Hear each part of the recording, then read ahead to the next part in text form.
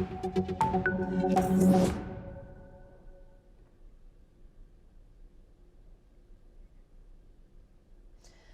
and welcome. I'm Ellie Richardson and you are watching the World Report on NewsX World. We start this hour with some breaking news. The Israeli military has confirmed the death of Hussein Mukallad, the head of Hezbollah's intelligence services, in a targeted strike in Beirut on Sunday. According to the Israel Defense Forces, the operation was precise, leading to Mukallad's elimination. The strike came amid ongoing exchanges of fire between Israel and Hezbollah, further intensifying the conflict.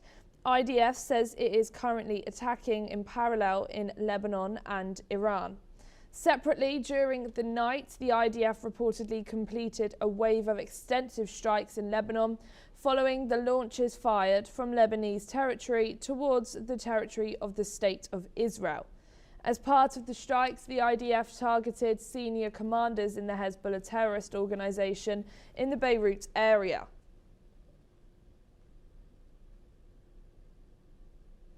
We're now being joined by retired Lieutenant Colonel Himanshi Singh, who's Defence and International Relations Analyst, joining us from New Delhi. Thank you so much for being here for this breaking news. Now, as we know, Israel and the US are wanting to take out as many top officials as possible. Do you think the IDF now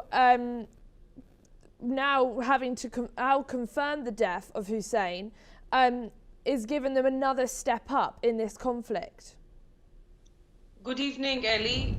See, what we know is that 48 hours ago, what we knew of Middle East has completely changed, and eliminating Khamenei or the top leadership, I don't think will eliminate the ideology which people hold. We have seen how people came out in Natanz. There were mass rallies, lakhs and lakhs of people, not just men, women. They came and challenged the fury of missiles. They are not just protesting, they are not just crying, but somehow they are showing their solidarity with the regime. So I think even if you kill 10, 15, 100 people, what Red Crescent has confirmed that more than 550 people have died. The entire family of Khamenei, barring his son, grandson, and a couple of more people, that has been killed. But, you know, people are still not completely against Iran as it has been projected by the Western media, though losses have been huge, massive. But the question is Israel and US, they are trying to convert Tehran into another Gaza. They have completely, bombarded recklessly. Earlier, a school was hit where the girl students have died. There's a hypocrisy, which is being followed by Israel and US president. They are targeting not just the military bases, but in the heart of Tehran, Isfahan, and Natanz. When Iran is retaliating, they are either trying to cover it up. The 3 aeroplanes which came down, they said they have come down because of friendly fire.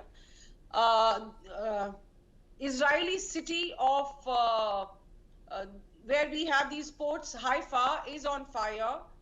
There have been mass killings, but they are somehow trying to cover it up. Strait of Hormuz and Suez Canal has been suspended. Air travel across the region has ceased. So even if we have eliminated Khamenei and a couple of more top people, I think the crisis still remains. And now Israel is going on attacking the nuclear sites. So there is a possibility of dirty bomb which is coming up. So how US or anybody else is going to protect that? So questions are much bigger. See, Iran is responding with total asymmetrical warfare because on the Jamkaran mosque, they have already hosted the red flag, which means in the Shia community, they want to avenge this to the last drop of blood. So the repercussions are much more, they are higher, and I think there was a miscalculation on part of US and Israel that if they eliminate Khamenei, the way they had taken off Venezuelan president, and they have done some other miscalculations in Iraq, Libya, Syria. So I think something like that is coming up. US is trying to convey direct messages to the people of Iran that they should come out on roads, and even they're passing messages to the internal forces that they should either ask for forgiveness or face the consequences. So from their side, every channel of creating a civil war inside Iran has been used. However, I think since Shia ideology is very different than what they had earlier seen, there are protests in India, in my own country, there are protests in Iraq. You know, somehow miscalculation of just eliminating the regime and taking over is, I think, gone bonkers. So we have to wait and watch, because people are stuck in the Middle East. Saudi Arabians' airfields have been hit. Iran is targeting people in the hotels where they know these are American soldiers, which are now hiding, not on the bases, but in hotels. So I think common people like you and me who are stuck are stranded and getting affected by this. Ellie. Thank you, Humanshi, but please don't go anywhere, as we'll be back with you shortly. Some more breaking news. Israeli Defense Minister Israel Katz has threatened to strike Hezbollah hard in retaliation for an attack that the Lebanese armed group launched at Israel as a counter-response to the killing of Iran's supreme leader, Ayatollah Ali Khamenei. Katz has vowed that Hezbollah chief Naim Qassem would meet the same fate as Iran's supreme leader, remarking that he would end, quote, at the bottom of hell. Let's listen in to his statements. אנחנו נפגע בחיזבאללה באופן קשה, ונעים קאסם, יושב ראש ארגון הטרור חיזבאללה, יגלה שמי שהולך בדרכו של חמינאי מסיים כמו חמינאי בתחתית הגיהנום. Next breaking is Lebanon's Prime Minister Nawaf Salem has announced that the country will implement a ban on Hezbollah's military activities, saying all such operations are illegal and must cease under state authority. Let's listen into his statements. رفضها المطلق بما لا يقبل أي لبس أو تأويل لأي أعمال عسكرية أو أمنية تنطلق من الأراضي اللبنانية خارج إطار مؤسساتها الشرعية، وتؤكد أن قرار الحرب والسلم هو حصراً بيدها، مما يستدعي الحظر الفوري لنشاطات حزب الله الأمنية والعسكرية كافة باعتبارها خارجة عن القانون وإلزامه بتسليم سلاحه إلى الدولة اللبنانية. The move comes as Hezbollah, an armed group backed by Iran, has been firing missiles and drones into Israel in retaliation for the killing of Iran's supreme leader. Reports have also stated that Israel has responded just as strongly with strikes against Hezbollah targets across Lebanon. The decision is seen as an effort to prevent Lebanon from being dragged further into the widening conflict between Iran and Israel, which has already drawn in military action across the region. Next breaking is Israel's military has confirmed that it has begun striking Hezbollah targets throughout Lebanon, including several locations in Beirut and its surrounding areas. The Israeli Defense Forces has said in a statement that the attacks targeted Hezbollah terror positions with large plumes of smoke reportedly visible above the Lebanese capital. Some sources say that the Israeli strikes also hit Beirut's southern suburbs after Israel issued evacuation warnings. Several explosions were reported in the area, with state media confirming 4 strikes. The latest wave of attacks followed Hezbollah's Dawn missile launches, which triggered the Israeli response. We're now being joined by Alison Mutzler, joining us from Romania. Thank you for joining us here, Alison, for this breaking. So as we just heard, Israel has confirmed that they have begun striking Hezbollah throughout Lebanon. How do we think this conflict's now going? I mean, it seems like it's consistently expanding and now also taking the lives of just many civilians due to how much it's expanding. Well, I mean, that's why I think Donald Trump left it until the end of February to actually launch this attack, because it was so complicated. And what we've seen in the first 3 days has shown how easily it can spiral out of control, both in the way that Israel and the US are targeting, perhaps legitimate targets like military targets, but also schools. Was that a mistake? I assume it must have been a mistake, but this is what happens in war. And then we have Iran retaliating against its Arab neighbors, and we have complete chaos. We have flights grounded, cancelled, people stranded there. We have the oil prices going up. We now have a separate strand to this war with Israel is attacking Hezbollah in Lebanon. Of course, it is part of the wider war because Hezbollah is backed by Iran, and Iran sees Israel as its mortal enemy and doesn't think it should exist. So these are long-held desires and military aims by Israel is to neutralize Hezbollah. And I see now that Lebanon itself, the Lebanese government, wants to distance itself from Hezbollah. It doesn't want to become. It is a target. 31 people have died. What we've heard in Lebanon today, and it doesn't want itself to become a target because that will also lead to civilian deaths. So it's taken these strikes for a country like Lebanon to distance itself from this terrorist group, Hezbollah. But as I said, the conflict is spiraling out of control. There are many strands: economic, political, military. We hear the US Defense Secretary says he can't rule out boots on the ground. This is everything that Donald Trump said he wouldn't stand for. But we have an air war, but we know that an air war has limited success. However precise it is, and it has been very precise, it still is limited. And so we're hearing now, I think Donald Trump said yesterday that it will go on for perhaps 4 weeks, but we're not sure. But so much has happened in 3 days, and it's threatening to spiral out of control, like Cyprus, which is part of the European Union.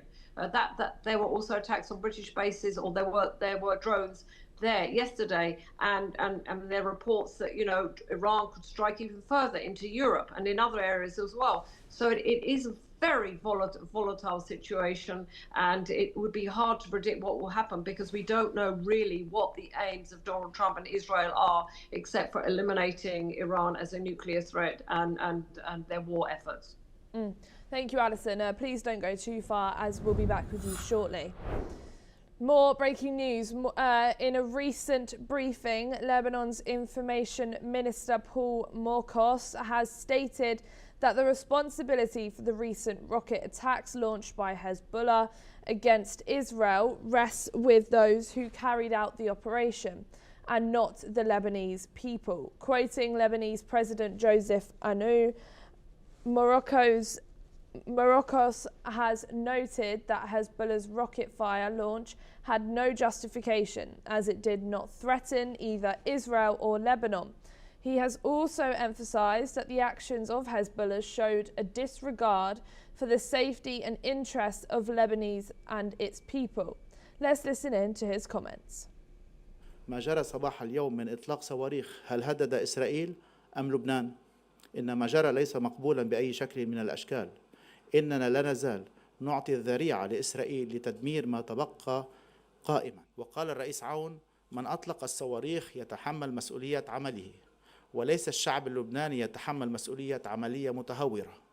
من أطلق هذه الصواريخ لا يأخذ بعين الاعتبار مصلحة شعبه وسلامة بيئته. We're now being joined again by Alison Mutler. Thank you, Alison, for joining us back here.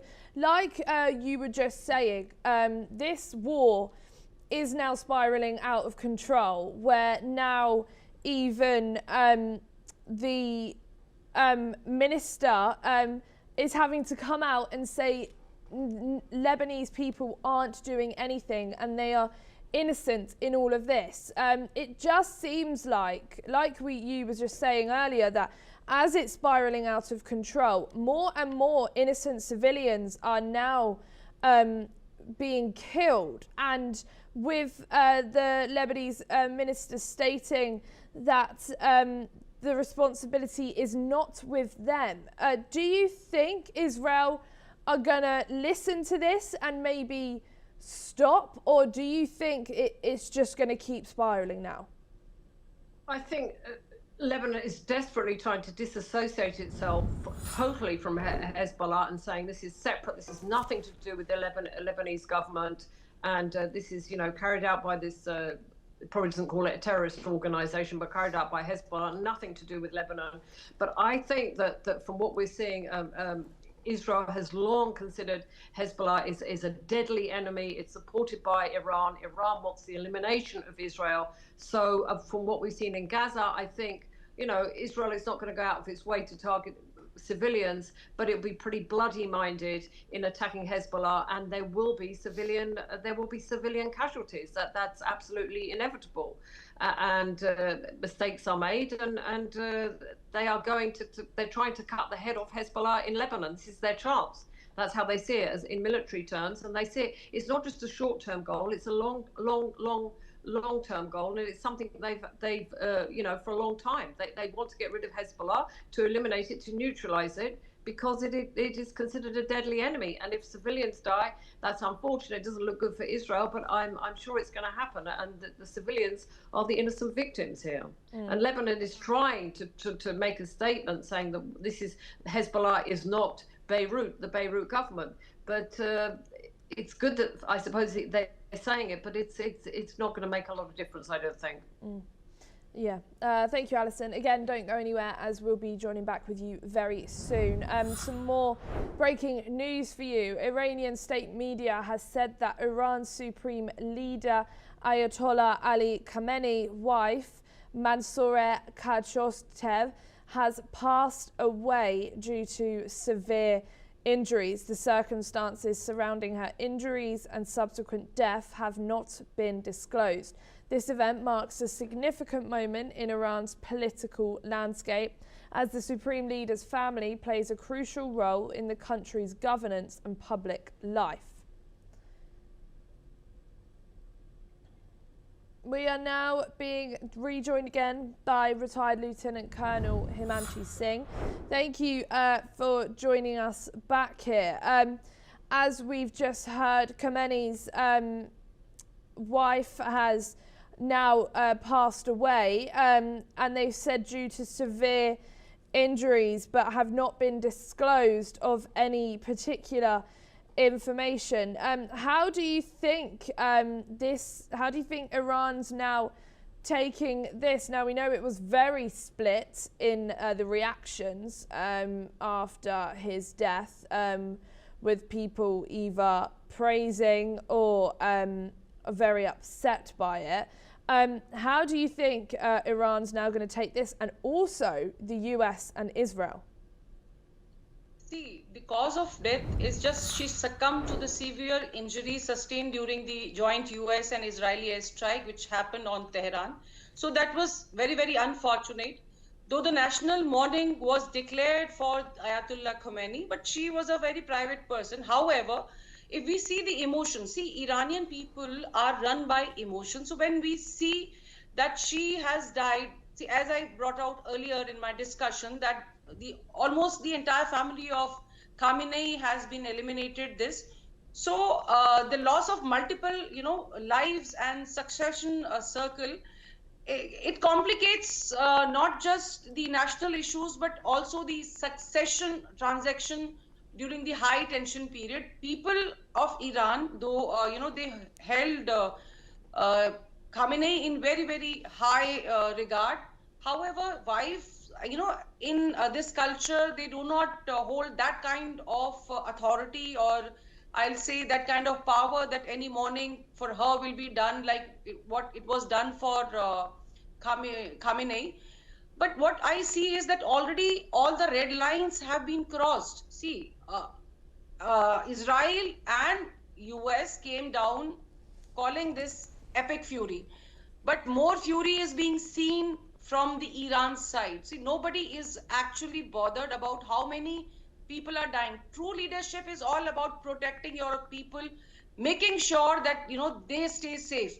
But in this war, what we have seen so far is every red line is being crossed, and it has been a era of deceitful negotiations from both sides, because it was US and Israel which walked away from the negotiations. Yes, there was a deadlock, but somewhere I think since those lines have been crossed, and even now when US president said that Iran is approaching them for negotiations, that was bluntly denied by Iran. So we see I'm more really of sorry, Himanshi. We've got some more breaking news coming in, but thank you for talking with us. We'll try and get back with you shortly.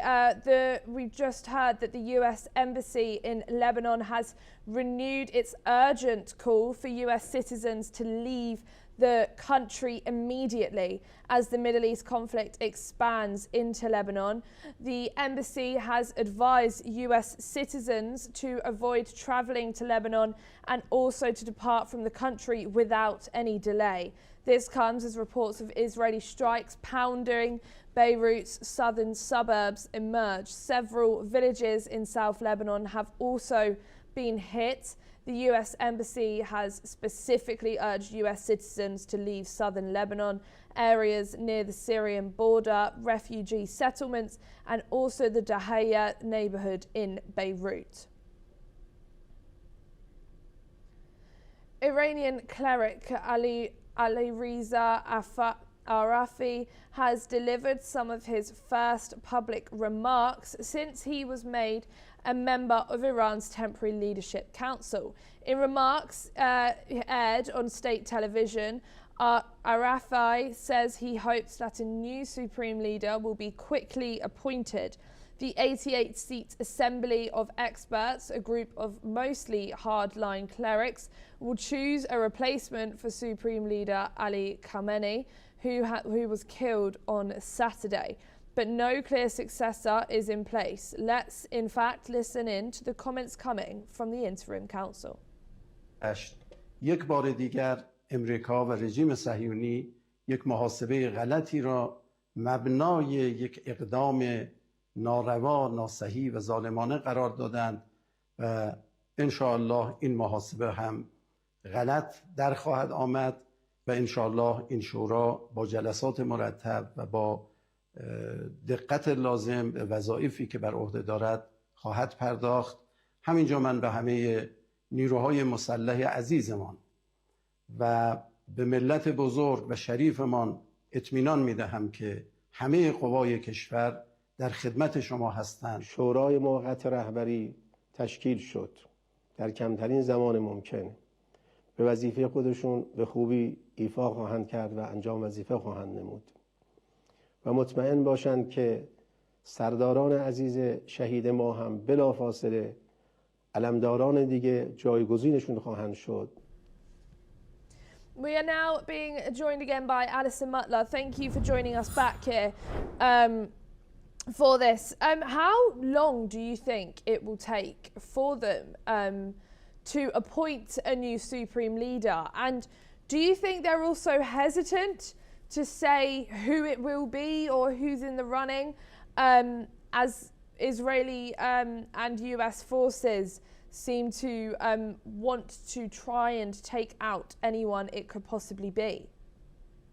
Well, this is a tricky one. If they don't name a new leader quickly, they look hesitant and there is a power vacuum. But if they name someone too quickly, then that person could become a target and they might pick the wrong person. Let's not forget, these Ayatollahs tend to stay in power for decades. It's not just like, like a British parliamentary democracy when you have elections.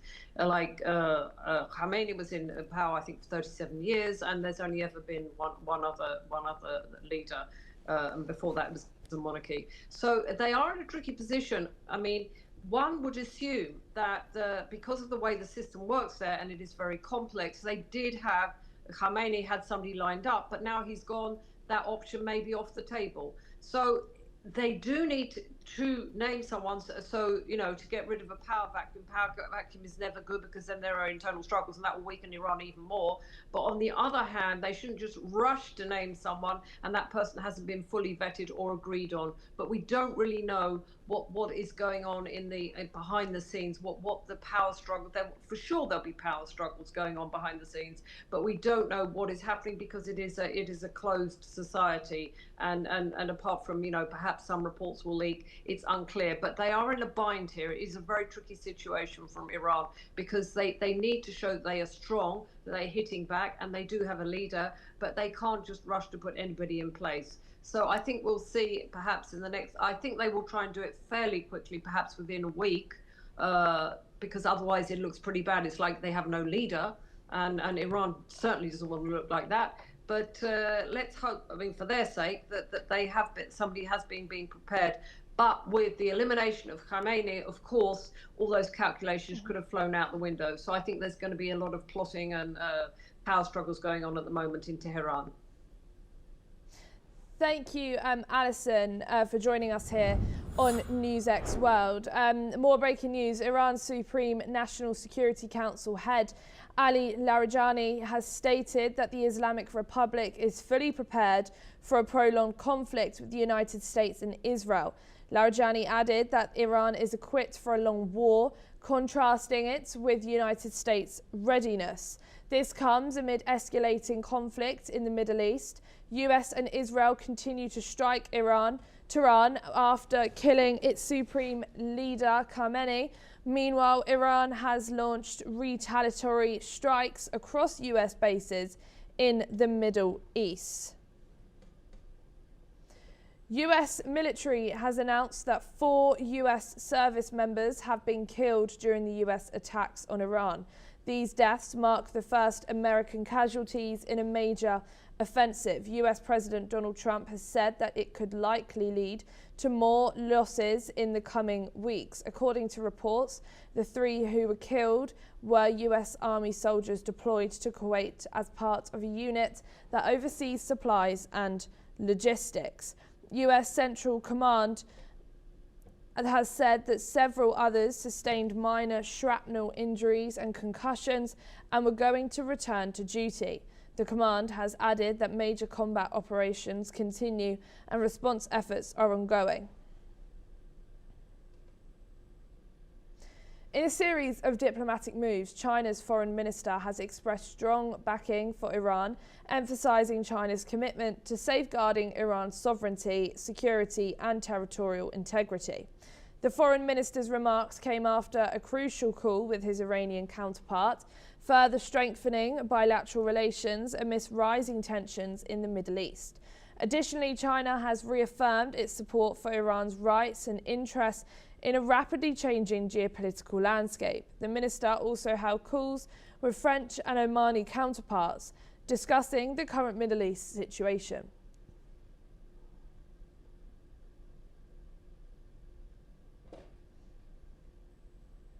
That's all we have time for this hour. Keep watching NewsX World for more news updates from around the world.